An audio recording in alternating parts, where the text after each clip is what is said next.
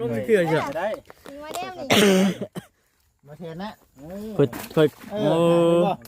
บาทเดียว เคยตักตะกี้พุ่นตักน้ำสางอันยัง ยังน้ำใส่อยู่นี่บ่น้องตุ๊ก มันต้องทุกบ่ต้องย้อนอ่ะมาย้อนอีก ให้ไปจิบตักอีกก่อน อันนี้นะน้องตุ๊กบอกว่าเสียนเพิ่นดู น้ำใส่อยู่นี่บ่ น้ำไส้ น้ำใส่ ใช่มันกินได้ซื้อเอา น้ำไส้ไปซื้อเอา งั้นน้ำใส่ซื้อเอา เลย น้ำกินตั้งซื้อเอา พิษละว่าเด้ เพิ่นให้บ่ซะดีหุ่นมาเซ็นไปกล้องให้นะเห็นสิหิวบ่มันจังบ่ได้นั่นเด้ บ่ ตักบ่เซ็น ลองตักเบิ่งดู มาข่อยได้เบิ่ง ตักกระตัก เคยตักแต่น้ำสางหน้าแต่เสียงยอดได้ดี บ่กล้องมันบ่คิดยัง ก็บ่ค้ำได้ ทางอันเบาเซนนี่แต่เก่าแล้วตั้งน้ำมันพุดพักเรื่อยเด้ แม่นบ่ ประสบการณ์เราบ่ธรรมดา ถ้าเบิ่งเด้อ นี่วิธีจับนี่พี่น้องเลยเนาะ บ่ก็สิแบบคือข่อยเมื่อกี้เด้ถ้าเบิ่งเด้อ ตุ้มลุก นี่ต้องกวนซะก่อน ต้องกวดซะก่อน กวนมาสิ ตุ้งลิงเนาะ โอ้เสียงว่าเพิ่นเคยผ่านมาดิเสียเนาะ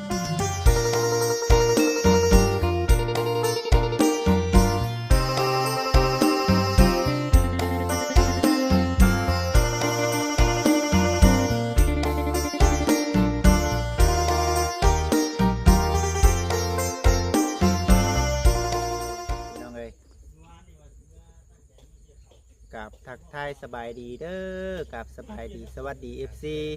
เบิดสุขสู่คนเนาะพ่อกับพ่อจิตคือเก่าอยู่ที่บ้านน้องตุ๊กบรรยากาศค่อยคำยามแรงพี่น้องเอ้ยมื้อนี้ก็ได้แต่ว่าผู้เป็นสามีนี่นะเนาะจังแม่นดุจังแม่นมันพี่น้องเอ้ยยังบ่ทันได้มาแต่เฮ็ดเวียกต้องใส่ทั้งเมียขัวมิงจิรอตีหลังกุ้มอยู่พี่น้องเอ้ยอุ้มท้องไปหาคุดแมงกิโลเนาะอาหารแรงเฮ็ดกินถ่าผัวนี่แหละพี่น้องเอ้ยเนาะก็เริ่มจะคว่ำเข้าไปแต่ละมื้อนับมือสิเป็นแม่เป็นพ่อคนเด้พี่น้องเอ้ยเนาะน้องตุ๊กหลายๆคนก็คือผู้ทราบกันดีแต่ว่ามีคอมเมนต์ย่องชมน้องตุ๊กเพิ่นลายพี่น้องเอ้ยเรื่องทางบริษัทเองมาเบิ่งตัวจริงก็เป็นคือทาง FCว่าได้เด้อพี่น้องเด้อเนาะมาเมื่อนี้พี่น้องเอ้ยเนาะทางบริษัทเองก็มีข่าวดีเนาะมาแจ้งกับทางน้องตุ๊กเพิ่นนำพอดีว่ามื้ออื่นเนาะบริษัทเองสิไปเอาเครื่องปลูกคองพังพี่น้องเด้อเนาะแจ้งเลยนั่นแหละ แจ้งเลยว่าสิไปเอามื้อนี้แหละไปส่งราชการพ่อเบาดีเพิ่นเลยบ่ได้ไปเอามื้อนี้บอกทางผู้รักผู้ใหญ่เพิ่นสิไปเอาวันนี้ก็เลยว่าเป็นประเภทพวกเครื่องปลูกคองพังนี่เอามาแล้วนี่เบิ่งปรึกษากับทาง FC นำพี่น้องเอ้ยเนาะเพราะว่าเฮาก็ฮู้อยู่ว่าณตอนนี้เนาะดินดอนตอนหญ้าพูดของทางน้องตุ๊กเพิ่นเฮายังบ่จักเนาะว่าสิอยู่วังใดเนาะในการจัดแจงที่ทางก็ยังบ่ทันจักเทื่อพี่น้องเอ้ยตัวนี้ก็ได้ก็มีแต่ว่าโลพังเบิ่งทางเอื้อยเพิ่นเนาะตัวนี้เด้อพี่น้องเด้อเนาะว่าสิแบ่งปันให้กับทางน้องตุ๊กเพิ่นอยู่ทางไหนแน่เพราะว่าทางบริษัทเองก็บ่จักคงสิว่านำตัวนี้นะFCเพิ่นก็บอกหลายอยู่เนาะว่าบริษัทเอ้ยว่าซั่นบ่ต้องว่าต้องว่ากะยาเด้อว่าซั่นปล่อยให้กับทางเอื้อยผู้รักผู้ใหญ่ผู้ที่ว่าเพิ่นเคย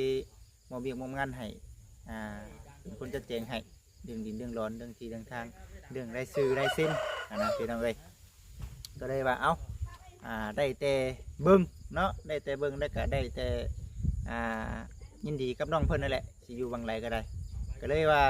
ถ้าหากว่าเอาของมาเขาปลูกไว้ก่อนเนาะปลูกไว้สำใดสำหนึ่ง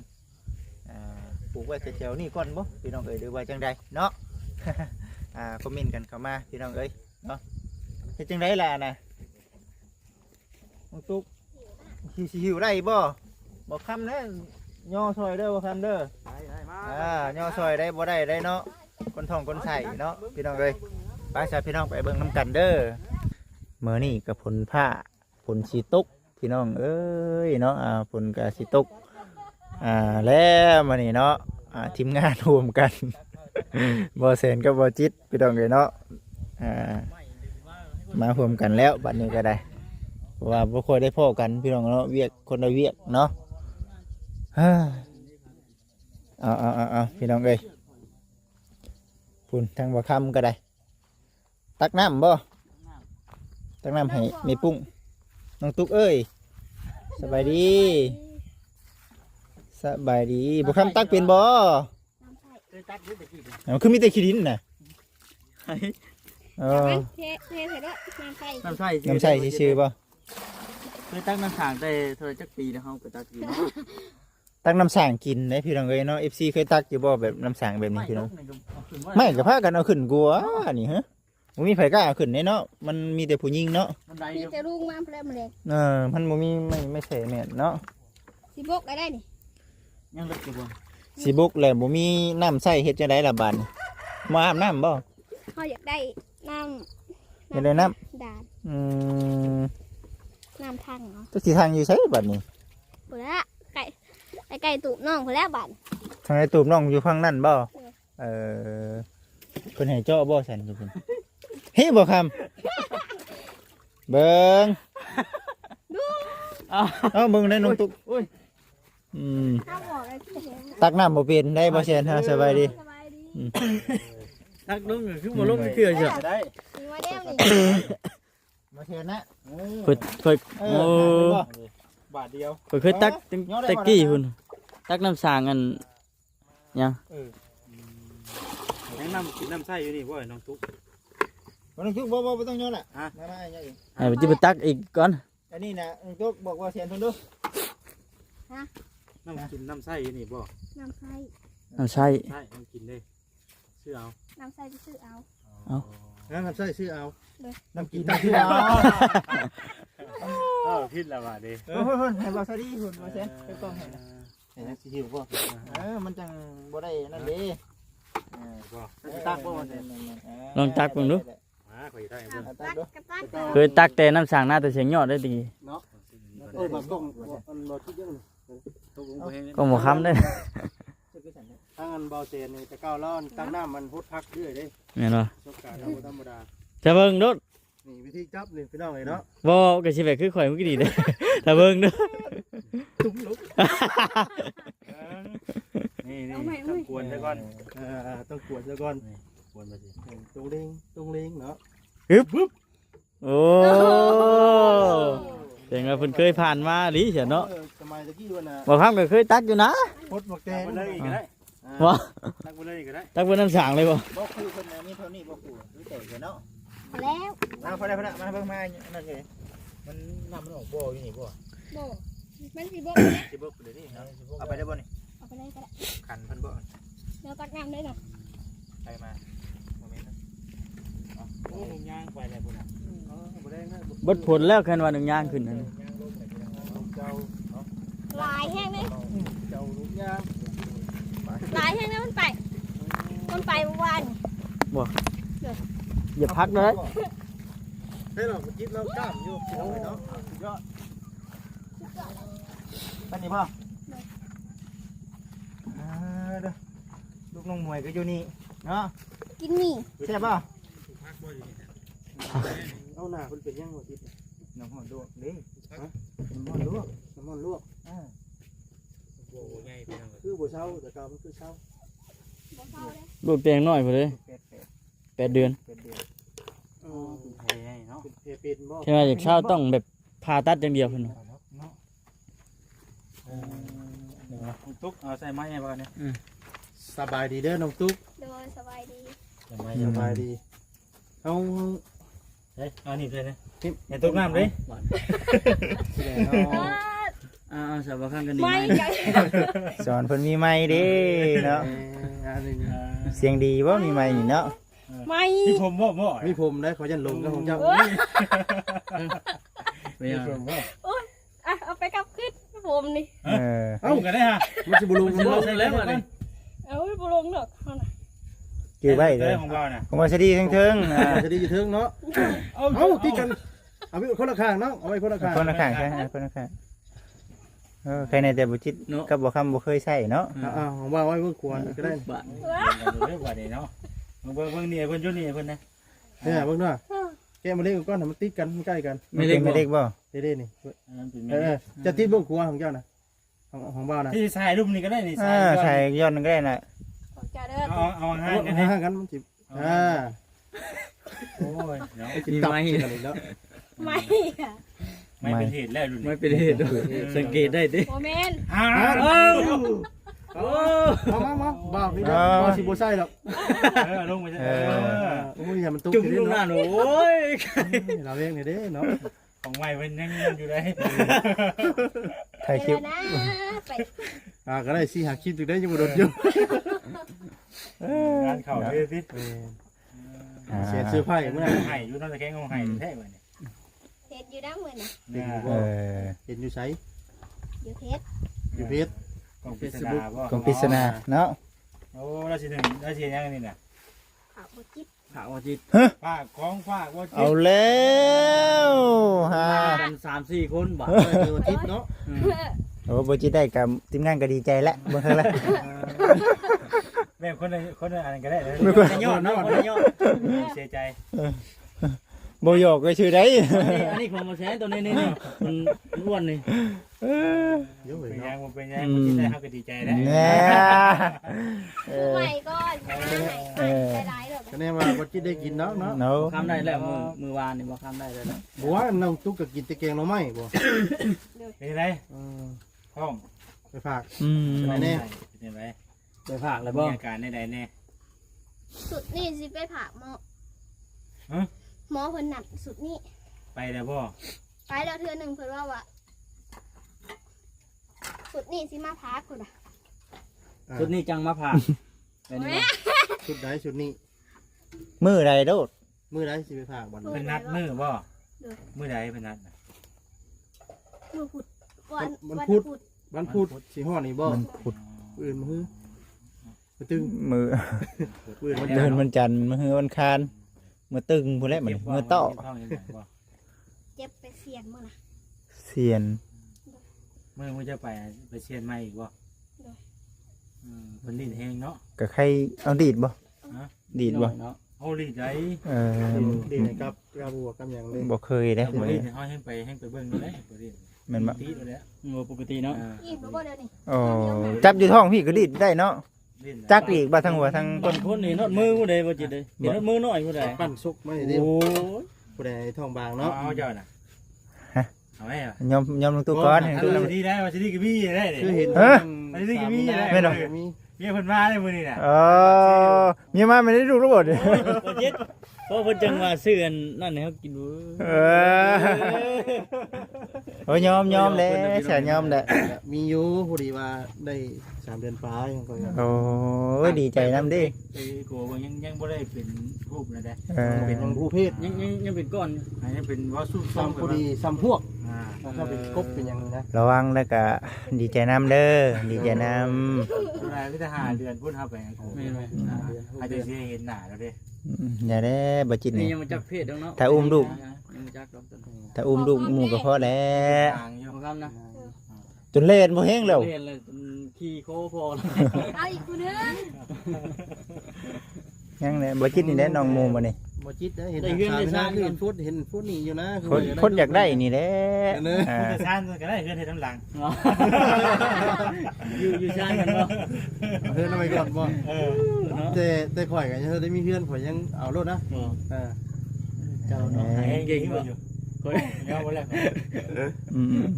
มีแต่ว่า แซวกันเล่นนี่แหละ สิได้หน่อยได้หลายก็ดีใจนำ เด้อเนาะ ในก็สู้ ว่าคำใช่บ่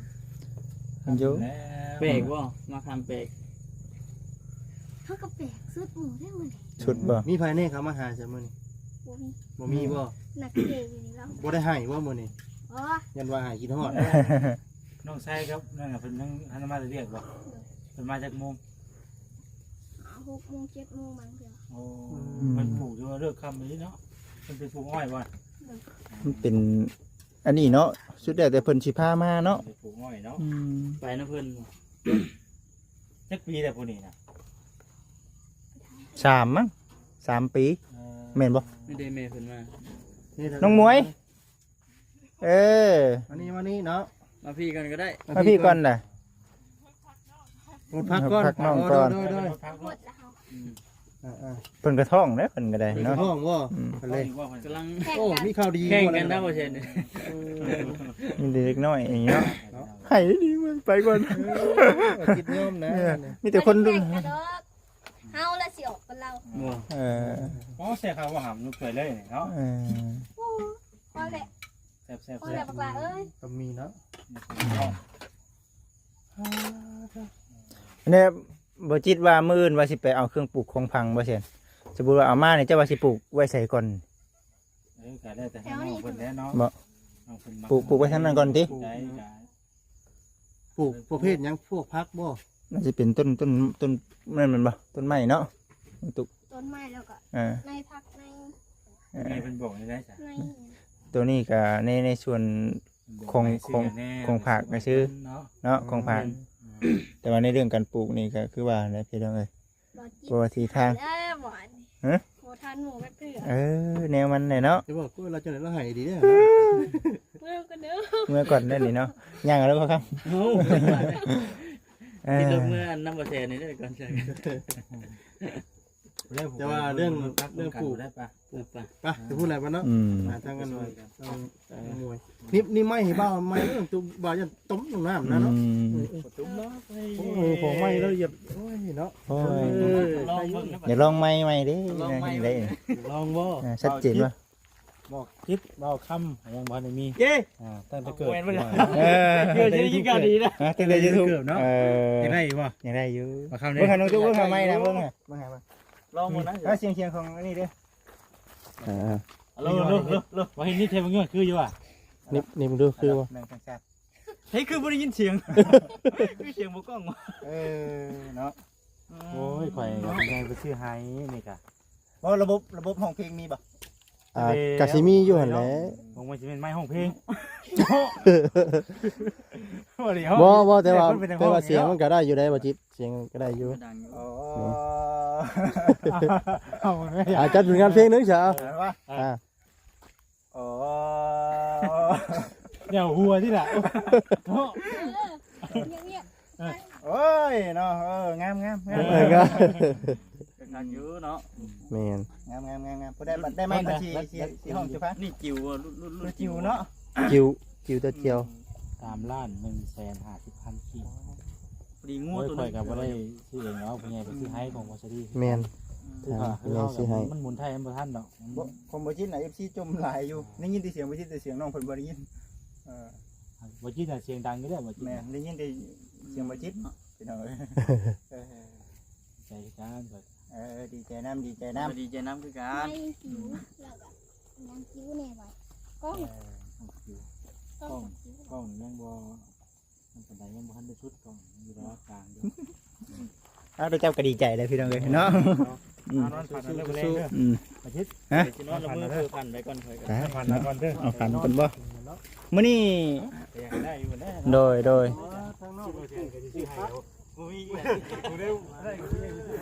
บ่จิตน่ะอยากให้บ่เสียนเซอร์ไพรส์คือบ่ซะดีนี่เอาพี่น้องเด้อเนาะเอากราบทักทายสบายดี FC มื้อนี้วันนี้นะกราบขอโทษขออภัย FC หลายๆเนาะมาถ่ายน้ำกันแน่แล้วก็เพราะว่าแม่นหยังดอกพี่น้องเอ้ยสบายดีน้องสบายดีพุ่นน้องชัยมาแล้ว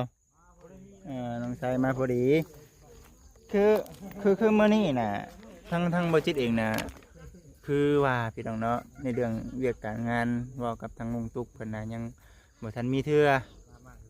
พอดีว่ามาแต่สงสการนั่นแหละก็เลยเวะเนาะเวะมาหากับทาง เอายังก็ น้องตุ๊กเพิ่นก่อนรอบแรงพี่น้องเอ้ยก็มาที่น้องสบายดีเมื่อยบ่มื้อนี้เมื่อยเนาะสู้ๆนะเฮ้ยโอเคเอาค่อยไปค่อยมาไปเวียกต่อว่าซั่นพี่น้องเอ้ยเฮ็ดเวียกกันดูทั้งป่าแล้วเนาะกะเวียกทางนี้ต่อไปเวียกต่อเพิ่นมีเวียกได้ สู้ๆสู้ๆสิเป็นพ่อคนในเด้ซะพี่น้องเอ้ยเนาะต้องสู้ๆหั่นแหละเอาเนาะพี่น้องเอ้ยไปชั้นสำหรับคลิปนี้ฝาก FC ติดตามเป็นกำลังใจให้ในเด้อพี่น้องเด้อสบายดีอยู่ดีมีแฮงเด้อพี่น้องเด้อ